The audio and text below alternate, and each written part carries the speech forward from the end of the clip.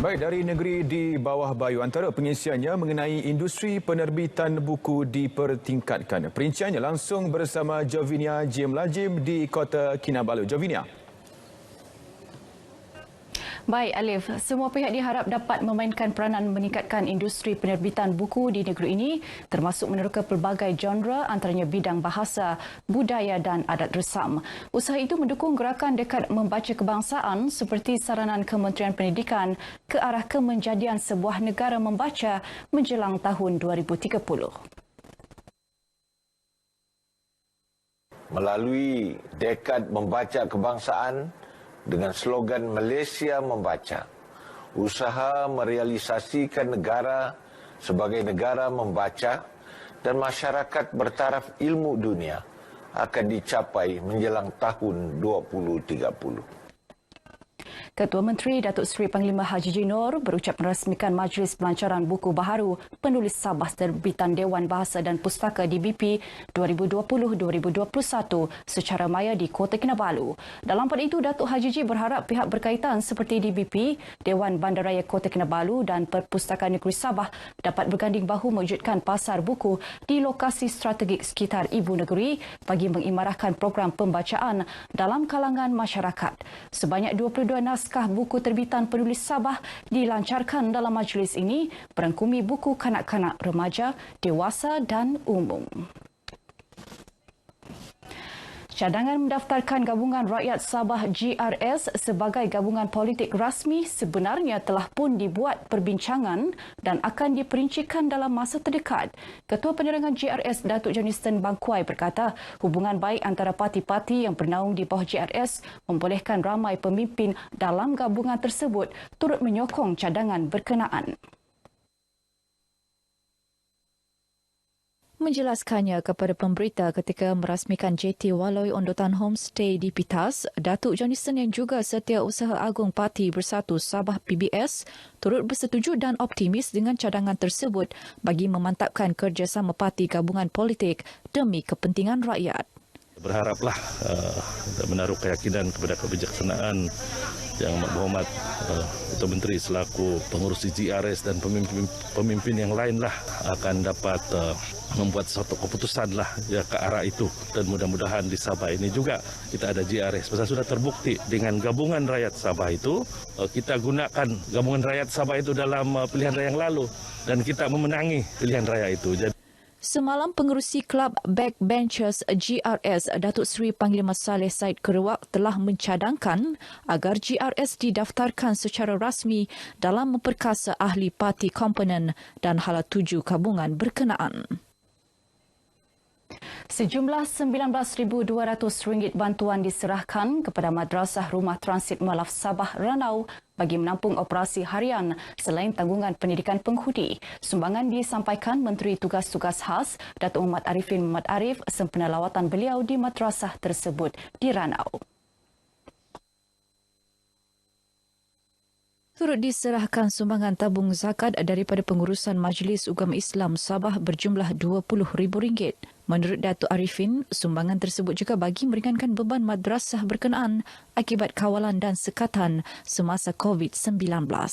Ini adalah satu jihad yang luar biasa yang telah diperjuangkan oleh beliau dalam membangun pendidikan dan dakwah.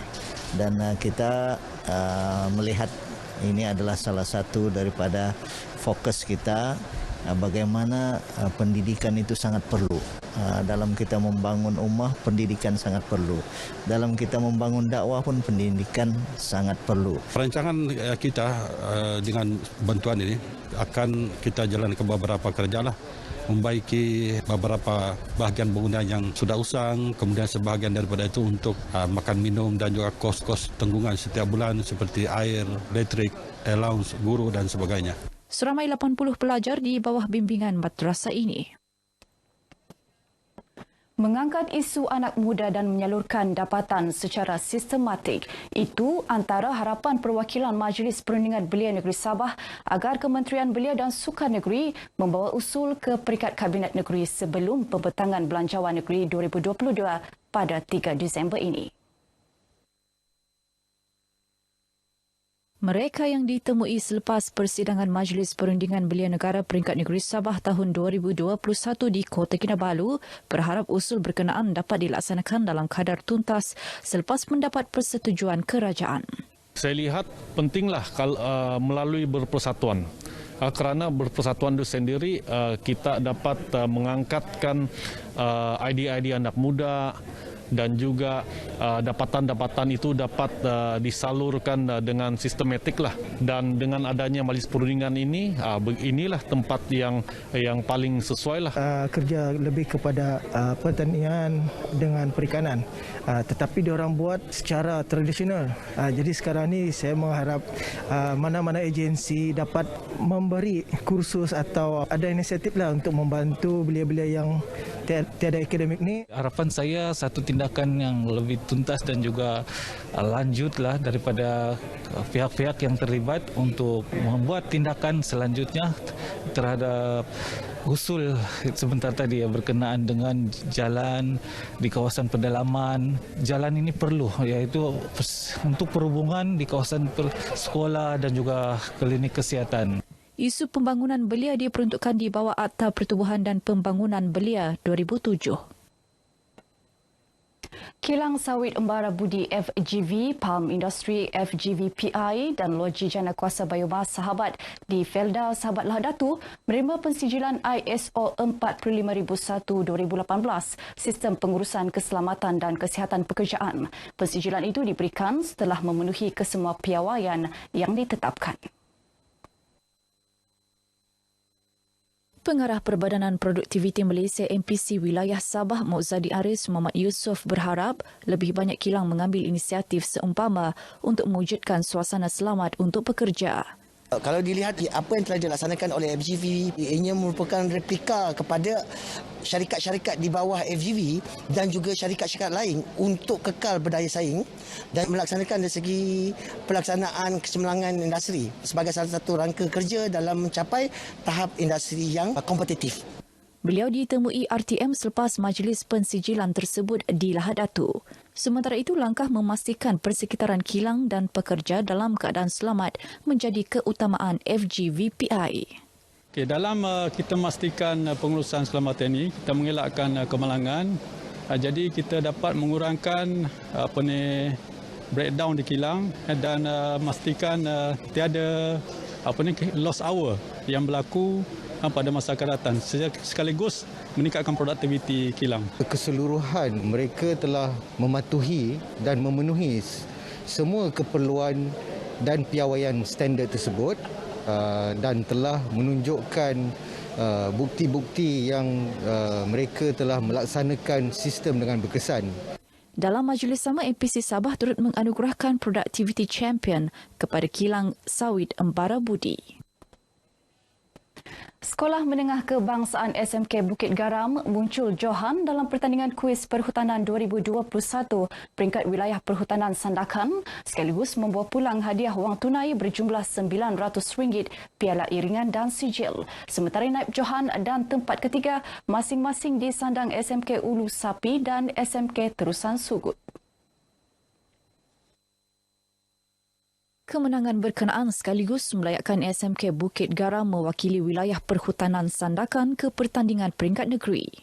Saya rasa gembira sebab dia punya peserta pun hebatlah. Persaingannya itu sengit. Kami bertiga akan mengulang kaji dan buat nota. Tanya dengan guru penasihat ataupun anggota itulah Jabatan Perhutanan Sabah. Persediaan yang saya lakukan ialah menghafal nota-nota, merujuk cikgu apabila tidak faham maklumat yang tidak diketahui, merujuk Jabatan Perhutanan Sabah. Saya dapat mengetahui lebih banyak tentang alam sekitar dan perhutanan.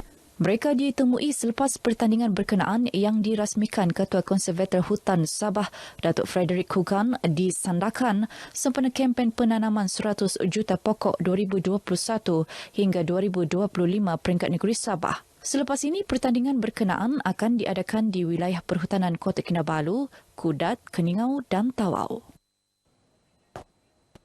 Baik, saudara, sekian laporan langsung dari Sabah pada kali ini. Teruskan amalan penjarakan fizikal dan pelitup separuh muka khususnya di tempat awam. Dengan itu kita kembali kepada Alif di Angkasa Puri. Silakan. Baik, terima kasih.